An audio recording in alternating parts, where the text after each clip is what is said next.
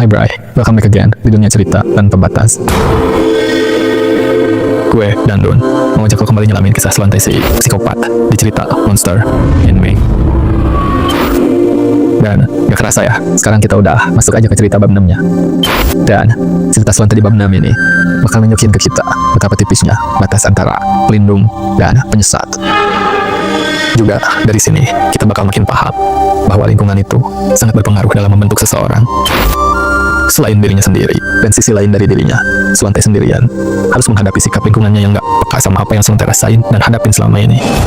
Dan inilah Monster in Me bab 6, Tabir Luka yang terbuka. So, ambil camilan lo, siapin fokus lo, and let's drive. Nah guys, malam-malam setelah insiden di kampus itu, kini terasa jauh lebih sunyi buat Slantai. Sunyi, tapi nggak damai. Karena di setiap sudut pikirannya, ada suara itu. Suara dari sisi lain dirinya, yang kini udah makin sering nimbrung di pikiran dan kehidupannya. Kayak pas sisi lain itu bilang, aku nggak bermaksud nyakitin siapapun Slantai. Aku cuma pengen melindungi kamu. Aku cuma nggak mau hati kamu semakin rusak karena perilaku orang-orang itu. Dan jujur aja, Slantai nggak bisa ngelak dari kalimat itu. Karena di lubuk hatinya yang paling dalam, dia memang ngerasain sakit itu. Rasa sakit karena dituduh, dikucilkan, dihujat. Rasa sakit yang bertumpuk-tumpuk, jadi luka yang menganga. Dan secara perlahan, makin menggelamin Slantai ke jurang kegelapan. Dan satu-satunya yang ngerti dia, satu-satunya yang ada buat dia adalah suara itu. Sisi lain dari dirinya yang selalu berusaha lindungin dia, meski kadang dengan cara yang gak ngotak. Dan perlahan, semua hal yang terjadi itu menggeser pikiran Slantai sedikit demi sedikit. Tapi, benarkah itu? Ya, you never know. Ayo, kita cari jawabannya di Monster ini bab 6 ini. Tabir Luka yang terbuka. Nah guys, Slantai gak ngomong sepatah kata pun sejak kejadian yang melibatkan Yayan waktu itu. Yang waktu di bab 5 kemarin, di mana semua hal kacau itu terjadi. Di ruang kesehatan kampus, dia cuma duduk nyender di dinding, lutut ditarik ke dada. Selimut yang nutupin badannya itu bukan buat ngangetin, tapi itu cuma semacam perisai buat nyembunyiin ketakutan yang udah gak bisa dia pendam lagi. Karena setelah masa hukumannya kelar dan dia balik kampus, semuanya udah beda. Kampus yang harusnya jadi tempat dia belajar, sekarang kayak medan perang. Mereka semua ngeliatin dia sebagai sosok yang berbahaya, kayak bom waktu yang siap meledak. Tapi yang paling serem, Slantai sendiri juga udah gak sama. Dia lebih dingin, hampa, wajahnya kosong, matanya cuma natap tembok, seolah lagi nyari jawaban yang gak akan pernah dia temuin di buku pelajaran manapun. Sementara itu, di ruang dosen, suara bisik-bisik makin ramai kayak pasar. Kita harus ambil tindakan, dia bisa ngebahayain siswa lain. Kalau sampai ada yang luka lagi, siapa yang tanggung jawab? Ironisnya, gak ada satupun dari mereka yang berani nanya apa yang sebenarnya terjadi sama Slantai. Mereka terlalu sibuk ngehakimin tanpa pernah mau dengerin. Di otak mereka cuma ada sorotan negatif dan stigma-stigma yang semakin ngehancurin Slantai. Nah, beberapa menit sebelum Slantai nyampe di ruang kesehatan itu, sesuatu terjadi. Pagi itu, dia kembali kehilangan kendali. Dan kali ini, dia bukan cuma jadi versi marah dirinya. Dia jadi seseorang yang benar-benar gak kenal empati. Akhirnya, si pembisik misterius itu akhirnya ngambil alih tubuh dan tindakannya lebih sering, lebih total. Kayak pagi itu, pas Slantai baru nyampe kampus, ya kayak hari kuliah biasanya. Dan pagi itu, ternyata bisik-bisik soal dia udah nyebar. Dari cuma desus-desus, jadi gosip liar yang bilang dia psikopat, gak waras, dan hal-hal negatif lainnya. Bisikan-bisikan itu, entah kenapa, sekarang makin jelas kedengaran sama Slantai. Mungkin telinganya jadi makin peka, atau mungkin karena dia udah saking seringnya digosipin, sampai dia bisa baca ekspresi bibir dan tatapan mata orang-orang itu. Dan untuk pertama kalinya, Slantai ngizinin dia secara langsung mempersilahkan sisi lainnya itu untuk mengambil alih. Dan jadilah sosok Slantai yang dingin, tajam, bengis, dan tanpa empati. Semua orang di situ langsung terdiam waktu dia buka mulut. Terus aja bergosip seakan kalian paling tahu. Sok suci. Lihat diri kalian. Coba jujur sama diri kalian. Lebih baik sikap kalian dibanding gue. Hah? Gue jahat. Gue berbahaya. Bodoh. Lalu yang kalian lakuin sama gue, kalian natap dengan tajam, ngejauhin, juga ngegambarin gue seenak jidat kalian, ngegambarin gue sebagai psikopat, orang gak waras, dan berbahaya. Apa kalian gak ngerasa lebih jahat? Hah? Dasar munafik. Dengar dan lihat Slantai yang mulai berontak dan seberani itu bikin suasana tiba-tiba hening. Sampai akhirnya ada satu orang yang berani memprovokasi lagi. Dan boom, kerumunan itu langsung ngeroyok Slantai sampai dia pingsan dan berakhir lagi di ruang kesehatan kampus. Jujur aja, ini bukan berarti gue mau membenarkan kekerasan ya. Tapi kita juga nggak bisa nyalahin Slantai sepenuhnya. Karena sebelum kita nuduh dan nunjuk hidung seseorang, kita harus ngeliat dulu siapa sih yang udah ngedorong dia sampai jatuh ke jurang itu. Karena gini bro, gangguan identitas disosiatif atau DID itu bukan sekedar mood swing atau drama anak ABG. Ini adalah hasil dari luka yang terlalu dalam, perlakuan yang terlalu kejam, dan lingkungan yang terlalu sibuk nyuruh korban buat kuat, tapi terlalu malas buat memahami. Slante itu, dia adalah produk dari ketidakpedulian kolektif. Orang tua yang sibuk nyalahin anaknya, tanpa tahu apa yang terjadi di luar. Guru yang cuma negur tanpa mau akar masalahnya. Dan teman-teman yang lebih milih ngejauh daripada nanya, lo butuh bantuan nggak? So, pasti alter ego itu muncul dan ngambil alih. Itu bukan ledakan tiba-tiba, tapi itu adalah akumulasi. Kayak panci presto yang kelamaan ditutup. Akhirnya meledak, bukan karena rusak, tapi karena nggak dikasih kesempatan buat bernafas. Jadi, kalau kita ngeliat ini dari sudut pandang yang lebih luas, ini bukan sepenuhnya salah Slante. Bukan karena dia terlahir buat jadi monster, tapi ini terjadi karena ketidakmampuan lingkungan buat mengakomodir emosi Slante dan kemalasan orang-orang buat memahami situasi khusus kayak yang dialami Slante. Coba deh, kalau aja orang-orang itu mau belajar dan nyari tahu tentang kepribadian ganda dan kebutuhan khusus lainnya, mungkin gak akan ada sosok psikopat jahat kayak di film Hollywood.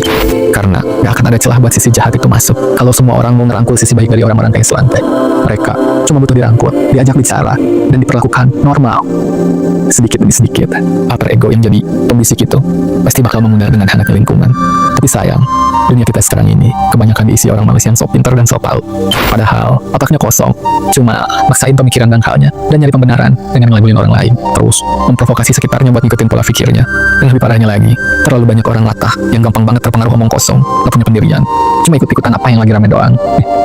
Itu fakta ya, lo lihat aja, masih banyak orang yang mudah banget cek berita hoax di Toktik atau media online lainnya yang gak jelas sumber beritanya, dan mereka meyakini soal itu adalah kebenaran yang hakiki, bahkan sampai berdebat sama orang-orang lain karena berita yang gak jelas kayak gitu doang. Coba, konyol kan? Dan itu yang terjadi bro. Nah, berlanjut ke cerita Slante yang baru bangun di ruang kesehatan itu sekarang lagi merenungi keputusannya yang udah ngerelain kesadarannya ke alter egonya yang ternyata malah bikin segalanya makin runyam. Sementara itu, di belakang Slante, desas-desus tentang dia makin liar. Dia semakin bahaya. Kita harus mutusin sesuatu. Tapi sayangnya, di antara semua omong kosong itu, gak ada satupun yang ngomong. Kenapa Slante jadi kayak gini? Seberapa sering Slante ngerasa sendirian? Apa yang bisa kita bantu buat Slante? Sayangnya, gak pernah ada. Yang ada, cuma kalimat-kalimat yang terus-terusan nyudutin dia. Kayak, dia aneh, dia udah gak waras. Takut apa dia psikopat? Sumpah, ucapan-ucapan kayak gitu benar-benar nyebelin dan sama sekali gak solutif. Andai aja ada satu di antara mereka yang mau duduk dan nanya, kamu baik-baik aja. Tapi sudahlah. Ini sarkasme paling pahit dari kehidupan. Guys, ini tuh ibarat kayak kita menciptakan monster, lalu kita ketakutan pas monster itu datang lagi tanggung jawab. Slante gak pernah minta dilahirin dengan kondisi kayak gini. Dia gak minta didengerin setiap saat. Dia cuma pengen dilihat sebagai manusia. Dan kalau aja dari awal dia gak diperlakuin kayak masalah berjalan, mungkin alter itu gak perlu muncul sebagai pelindung yang brutal. Tapi di tengah semua kegelapan itu muncul secercah cahaya. Psikolog sekolah akhirnya datang. Dia duduk di lantai sejajar sama Slante, gak nanya dan hakimin, cuma duduk nungguin kalau Slante mau bicara. Dan setelah beberapa lama, suara Slante pun keluar pelan. Aku gak tahu dia bisa sampai separah itu. Lalu sang psikolog dengan lembut bertanya balik, tapi kamu tahu dia ada di situ kan? Slante mengangguk terus bilang, dia cuma muncul kalau aku ngerasa semuanya udah gak adil, kalau aku ngerasa dijebak, ditinggal, dituduh. Dan ya memang kayak gitu alter ego terbentuk. Mereka bukan musuh, tapi mereka penjaga yang muncul ketika dunia terlalu kejam buat dihadapi sendirian. Sang psikolog lalu mengangguk tanpa menghakimi. Psikolog itu bilang, kamu menyerahkan kendali kamu sama dia, atau dia yang minta? Tapi melihat Slante yang mulai pengen nangis, si psikolog langsung mengubah pertanyaannya jadi pernyataan yang bikin hati Slante hangat. Kamu hebat Slante, gak semua orang bisa nahan diri sekuat kamu, tapi memang terlalu sulit untuk menghadapinya sendirian ya. Kamu luar biasa Slante. Slante langsung natap mata psikolog itu, dan dari tatapan itu dia ngerasain sesuatu yang baru. Tatapan yang peduli, rasanya hangat banget.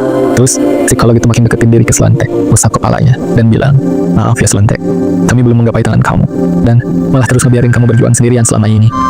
Harusnya bukan kamu yang di sini, harusnya aku yang ngeraba hati orang-orang di sekitarmu buat memahami kamu Slante. Percakapan itu terus berlanjut, dan untuk pertama kalinya Slante ngerasain kehangatan.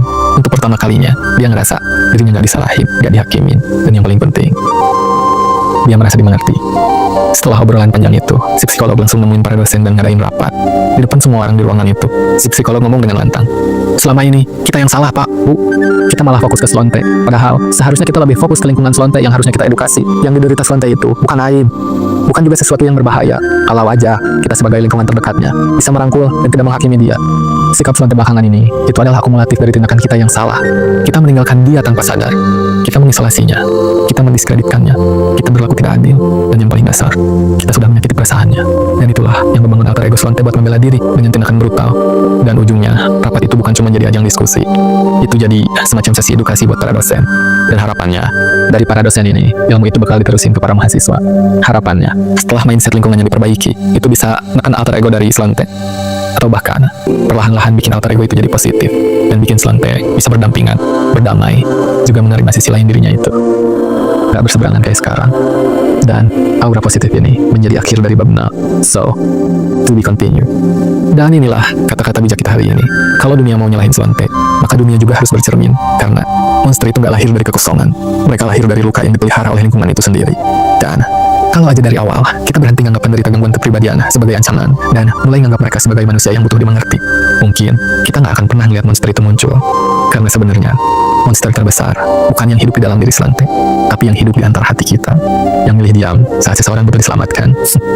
Nah, gimana Bray? Setelah bab 6 ini, sisi positif apa yang udah lo ambil? Gue berharap sih, lewat cerita ini kita bisa sama-sama ngebangun diri kita buat lebih terbuka, care, dan peka sama segala yang terjadi di sekitar kita. Dan kisah Slante ini masih panjang, Bray. And see you di bab berikutnya, bab 7, sisi gelap yang dicintai. So, jangan lupa like, comment, dan subscribe biar nggak ketinggalan kelanjutan cerita monster ini. Sampai jumpa di episode berikutnya. Stay safe and stay kind everyone. Ciao.